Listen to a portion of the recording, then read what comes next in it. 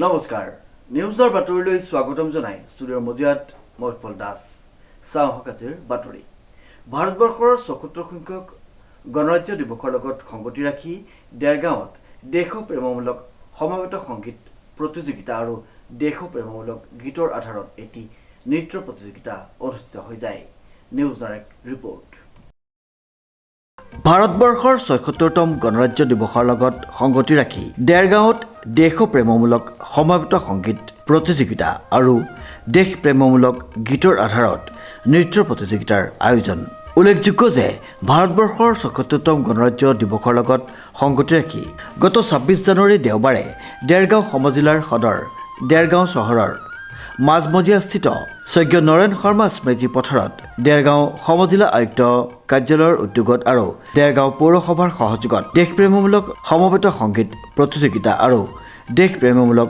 গীতৰ আধাৰত নৃত্য প্ৰতিযোগিতা অনুষ্ঠিত হৈ যায়।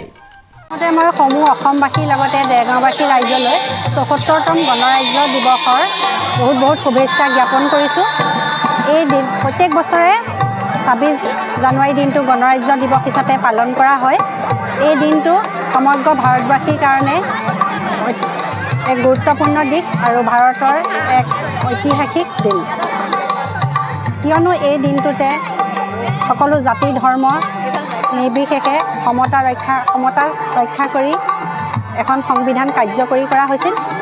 সেয়ে আমি আজি দেৰগাঁও স্মৃতি পথাৰত পুৱা ৭:৩০ বজাত পতাকা উত্তোলন কৰোঁ আৰু বাকী কাৰ্যসমূহ আমাৰ নিউ ফিল্ডত আৰম্ভ হয়।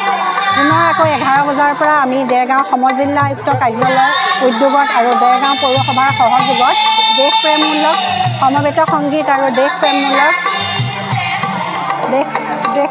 গীতৰ আধাৰত দলীয় নৃত্য আমি দেৰগাঁও স্মৃতি পথাৰত আৰম্ভ কৰিম। উক্ত প্ৰতিযোগিতাত দেৰগাঁৱৰ বিভিন্ন বিদ্যালয়ৰ ছাত্ৰ ছাত্ৰীসকলে তথা বিভিন্ন নৃত্য প্ৰশিক্ষণ কেন্দ্ৰৰ ছাত্ৰ ছাত্ৰীসকলে অংশগ্ৰহণ কৰা পৰিলক্ষিত হয়। প্ৰতিযোগিতাৰ অন্তত বিজয়ী প্ৰতিযোগীক উপযুক্ত বঁটা প্ৰদান কৰা হয়। মুঠতে গণতন্ত্ৰ দিৱসৰ দিনা দেৰগাঁও চহৰত এক বিশাল জনগণৰ সমাৱেশেৰে এক উৎসৱমুখৰ পৰিৱেশ সূচনা হোৱা পৰিলক্ষিত হয়। দেৰগাঁৱৰ পৰা নৱজ্যোতি ভঁৰালীৰ এক বিশেষ প্ৰতিবেদন নিউজ নাও।